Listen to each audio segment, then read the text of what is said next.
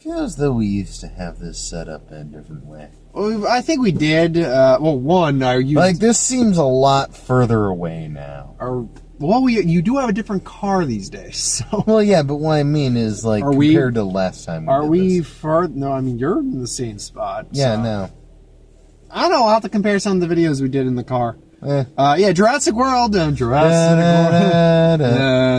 Sir, not appearing in this film. Yeah, we had a bum bum bum bum. Did we? End credits. Ow. Which is a fucking rip. That's the same thing to do with fucking Power Rangers. They didn't have the actual Go Power Rangers song until the credits. Like, what? Why? Dude, the whole fucking movie. And really, it should have happened in the beginning. I was waiting for the... You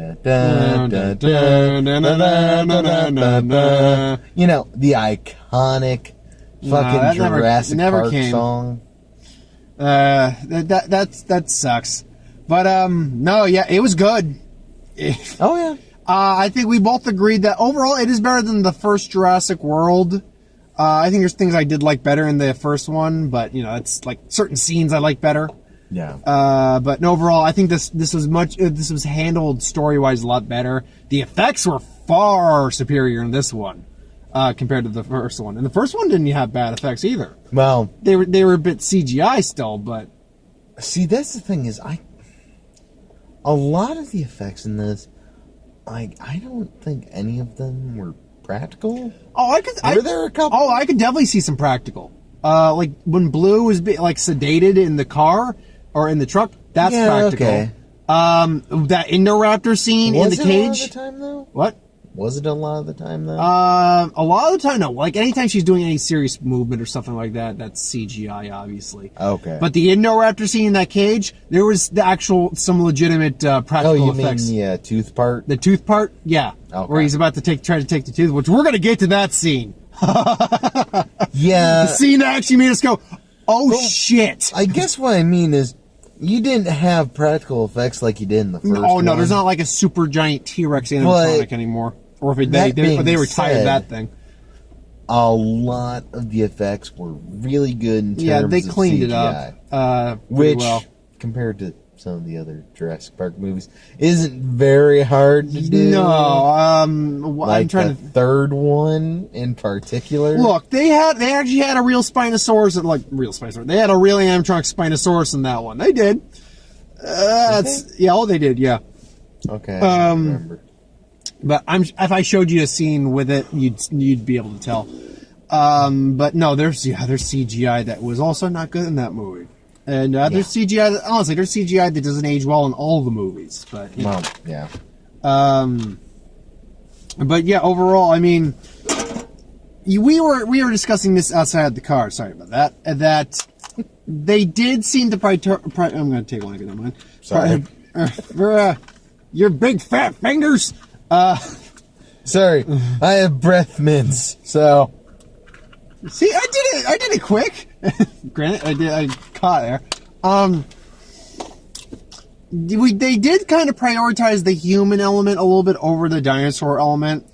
But at this point in the series, it seems like that is kind of the escalation of the plot as a whole. Playing God and the ramifications of it, as Goldblum says in the beginning and the end.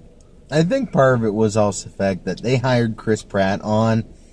I want to say that this was probably filming and or came out around the same time as first Guardians of the Galaxy. What? The first Jurassic World? Yeah. They came out a year after. Okay, so when this was probably filming, given how much CGI and everything, they probably didn't know at the time that Chris Pratt could do a shit ton of, like, physical stuff. No, they gave him some... They literally gave him a fight scene in this movie. But that's the thing is, we kind of had a little bit in the first Jurassic World. Not much, but we had a little bit of Chris Pratt doing physical stuff. Oh, no, yeah, he was running around, stuff like that. No, he actually gets to fight and throw punches against people. Which... Yeah, talking about Chris Pratt fighting people in a Jurassic Park series. in Jurassic right? Park. That's one of those things where I found it a little weird because I really enjoyed the movie. But at the same time, I'm kind of like, I was expecting more dinosaur in my dinosaur movie. I will say that opening, basically scene where them retrieving what was left of the Indominus. That was, we argued that these guys were kind of dumb in some ways. Oh, that was one of like the best scenes because oh yeah, I didn't care about it for like the rest of the movie or anything, but you could have just shown me that scene. Like, I kind of want those guys to get their own little short movie. Like I would play the shit out of that video game level. Essentially, they're going to retrieve the Indominus in the Mosasaur Lagoon. Say, whatever was living here is probably dead by now anyway. And to which I pipe up. Yeah, it's like, why don't you double check? You got a submersible. There's a thing called sonar.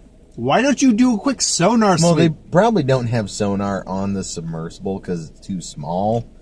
But you could easily take that helicopter, fly it over, drop like a little buoy or something like that into water. That does go ping. There we go. Do we got anything? Oh, there's a big fucker over there. Oh, shit. Like, you can check.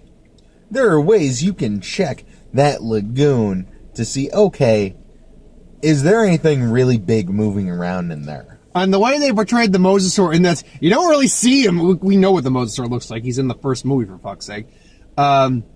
You just see his shadow, and then he just shows up behind with his mouth wide open, and the light goes out. You're sitting there, and you're like, wow, this is getting really tense. Like, they're building this up. You're like, oh, okay, they might make it out okay. Maybe they were right. And you're like, okay. And then that little lightning flash. And then just see they're sending the buoy up. There's lightning flash. And you see the outline of the Mosasaur. Which, I would like to point out something right there. Mm-hmm. The way the buoy was going up and the position of the Mosasaur. Should have hit the Mosasaur. That means that buoy bounced off the Mosasaur. Yeah, and that's when he's like, food! But yeah, then he just kind of appears behind the sub, and you're like, this isn't going And that then all we see is the light of the sub go out under the water like that. It's like, well, fuck! And then the T-Rex shows up because they guess they thought the T-Rex wasn't going to be around. No, that wasn't T-Rex. Oh, no, that was the T-Rex. The T-Rex is the one that chases... Oh, yeah, okay. Yeah, the T-Rex is the one that chases that guy. For some reason, I thought it was something else for a second there. This isn't... we were having debate about because they never mentioned the second island. This isn't the second island. There's no Spinosaurus on this island. Yeah. To the best of my knowledge, there isn't. Well, yeah. We never saw it. But then you get a great shot, he just eats it. And then the Mosasaur gets loose. And that's what basically and we never see it again for the rest of the movie till a brief shot at the end. But that's where I basically just said, well, the entire ocean's ecosystem is now fucked. Well, no. We still have, like, an entire something movie for it to fight against. Oh, the Meg. I'm sorry. The Megalodon is obviously... What the fuck am I talking about? The Meg takes place in the same universe. Clearly. Jason Statham is going to be in a Jurassic World movie. I mean, what this is really building up let me get this straight. You want is me to giant octopus versus Meg shark. Well, you want me to fight a Megalodon. I'm going to need some help. Calling the Mosasaur. Really, this is all just building up the Mega Shark versus what giant octopus. Wolf shark. Wolf whale versus sharktopus. Yes. That is a thing. Oh, gotta love sci-fi originals, baby. Yeah. But no, I mean, all the actors come back, and honestly, Claire, I think I liked Claire more in this one than I did in the first one, because the first one, She's getting a bit better. I get what they were going for in the first one. She's so wrapped up in her job that she didn't have time for people. Now she's more of an animal rights also activist. At the time, she was a lot more like that kind of sheltered, prissy, rich kind of stereotypical girl kind of thing. Whereas by the end of it, she's starting to come out and be like, you know what? I want to go hiking. It's like, come on, let's go punch a moose. let's snoo Chris Pratt. Snoo. Chris Pratt. I mean, Chris Pratt's Chris Pratt, so there's nothing I can really say on that. Goldblum, when he shows up, is great. The Lockwood plot line. I was expecting more out of the whole Jeff Goldblum thing. He- Because we only really have him. We have him at the beginning and the end. And, like, That's it. And even then, both times, it's only in one location. And I'd say maybe he's got 5 minutes worth of screen time, and you probably got a nice solid check for that 5 minutes. Like, I was expecting more out of that. And I was, the whole thing he was trying to say. It took you a little while into the film to actually understand what he was meaning by it, more or less. He was doing it in a very strange and wordy way. He was doing, Which, to be fair, he was doing it in the Jeff Goldblum way. yeah, but even then, it felt like... He was being poetic and all that shit.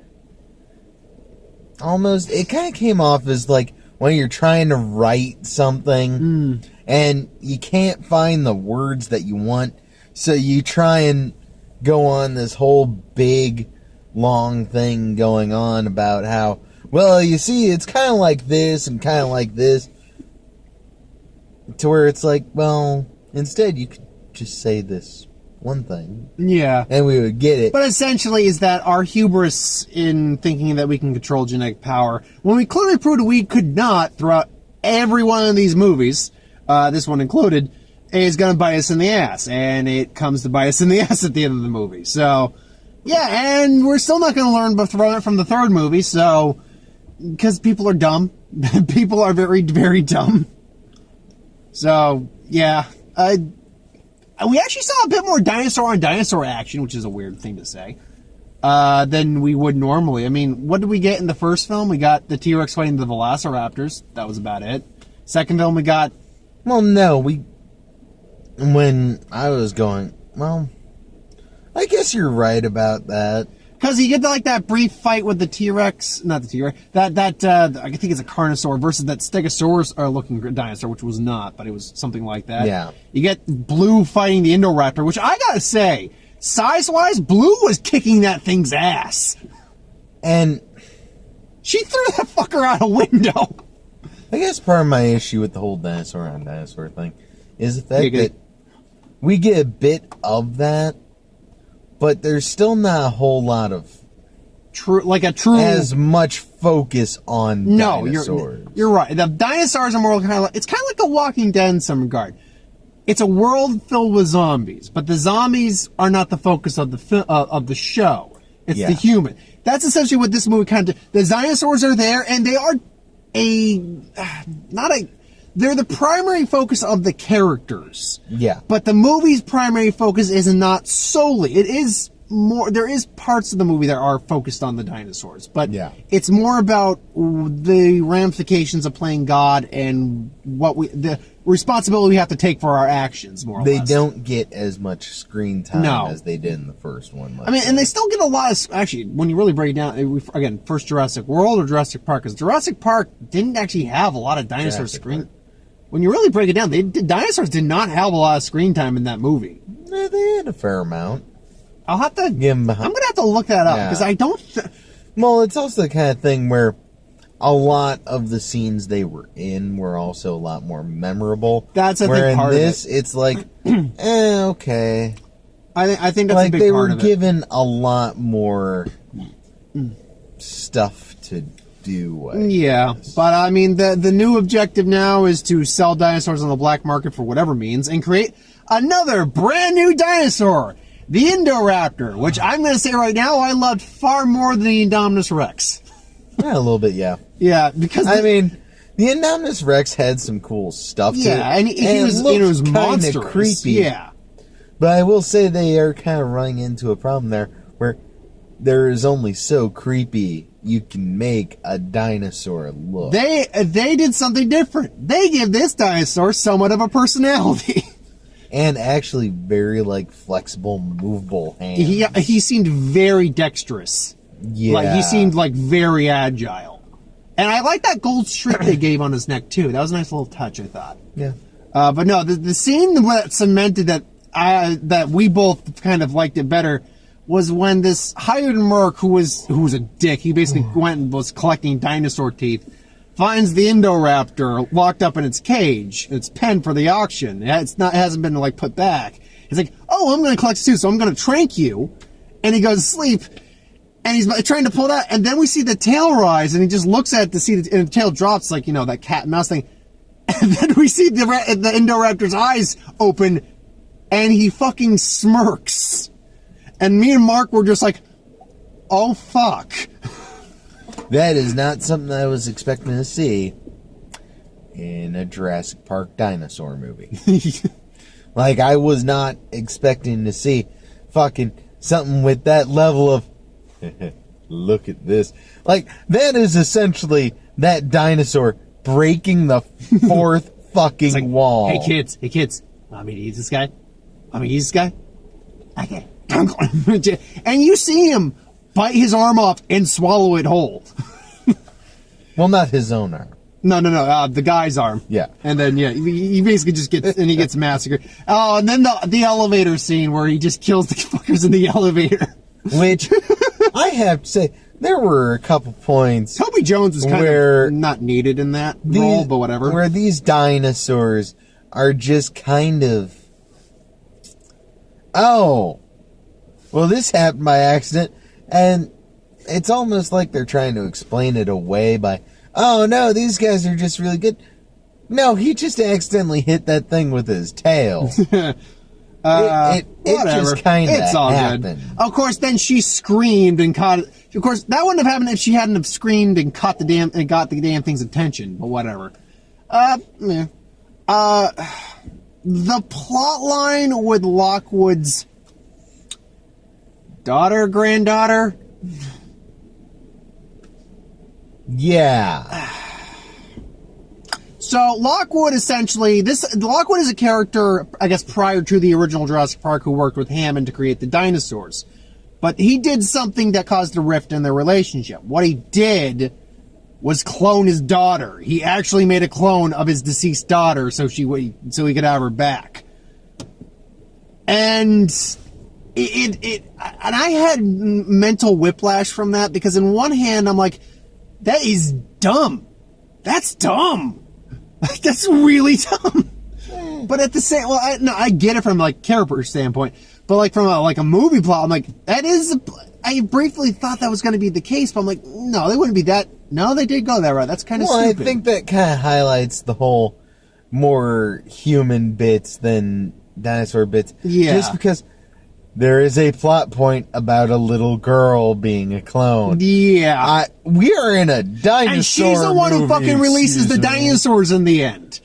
It's like, they're alive, like me. Yeah. You just said you were alive beforehand. Now a lot more people are dead because of a T-Rex. This is not some species that was eliminated by deforestation or overpopulation hunting. Dinosaurs had their chance of life, and nature selected them for extinction. So, but at the same time, it did represent Malcolm's point about the consequences of our actions and just playing God and where it leads us. So, in one sense, I'm like, that is kind of dumb. But in another sense, like, it does make sense. It does. Yeah. And there was a lot of nods to the original movie, too. There was like a lot of either winks. And a couple to the second. A few to the second, too. But there's a lot of like the power coming back on and fucking up the scenario. The Amber King.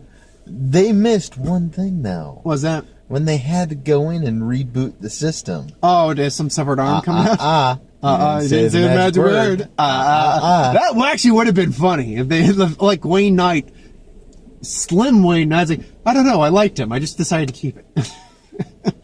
There's a lot of old nods to the original. Was that Wayne Knight? Yeah, Wayne Knight. That was Wayne Knight. Okay. As the critic put it, say, Wayne Knight, before his heart said he wanted to live. No, there was, like, I remember hearing, maybe it was the character's name, but I can't remember the character's name. Dennis Nedry? He is, I believe he is. Oh, actually, that might be it. Then. Yeah. Trailer. But yeah, freaking, it was a very good movie. It was a solid movie. There was also some moments, too, where you're like, That's fucked up. Oh, For it got instance, kind of fucking creepy like, at points. well, one is like again, another callback, when we see the Brontosaurus for the third time, or Brachiosaurus, but then it's that lone Brachiosaurus basically just looking out at the boat. It's on the end of a pier. Yeah, and the volcano is coming and just gonna, like, burn him alive. Like, fuck! It's like, and you see it rearing up in the fucking like, hot ash. And it's like crying out for help. I'm like, I want to give you a hug. I also wanted to give that little Paculus episode, the boneheaded one with the bang there. I'm like, oh, fuck I want to give you a hug because he comes to start beating the shit out of people. It's awesome. But the other thing where the villain, who luckily gets eaten by the T-Rex in a glorious moment, that was nice. Another callback. Smothered James Cromwell's in the bed. Smothered Lockwood. Yeah, that was another weird point. It's like our main villain of the movie smothers the other guy who we think is going to be the main villain. Yeah, well, I personally never thought that because he had already committed some heinous shit in his own right. See, that's the thing. But it was never in the name of evil. It was just he wanted his daughter. Well, yeah, but back. we didn't know that at the point. See, that's the thing is, like, I initially when I'm like, who the fuck is that? He helped create that.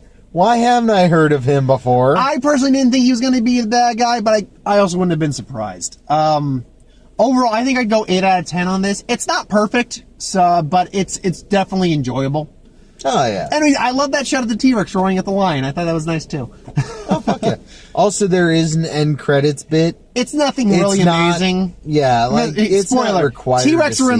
see. T-Rex. That would be more entertaining. Pterodactyls are in Las Vegas. So there you go. We got Ant-Man the Wasp, that trailer. That looks good. I'm going... No. It's Marvel. I mean, I like this trailer a little bit more. Marvel hasn't given me anything I hate yet.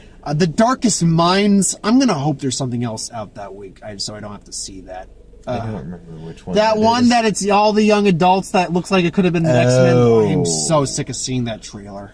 See, sorry. It's till like 2 in the morning. See, and I've been... And I got to go to work in about, 7 hours. You'll be fine. Just go sleep in your car out back. You. Dave will come and bring you milk and cookies. That would be nice, Dave. But no. Hi, Dave! It's the kind of thing where that movie, Darkest Minds. The Darkest Minds. Of course is, because edgelord it's just a combination of every fucking young adult book you can think of. I'm sorry. Edgelord shit. But no. It would be, like, they don't even have to change the movie or anything. Keep all the same plot points. Just make an X-Men movie. Change the name. Yeah. And it could be better. Make it the New Mutants or something like that. Yeah. We're not getting that till next fucking year. And you know what? That would be kind of cool because we get to go back and focus more for you and your children's safety. Hand over your children. No, that's fucking dumb.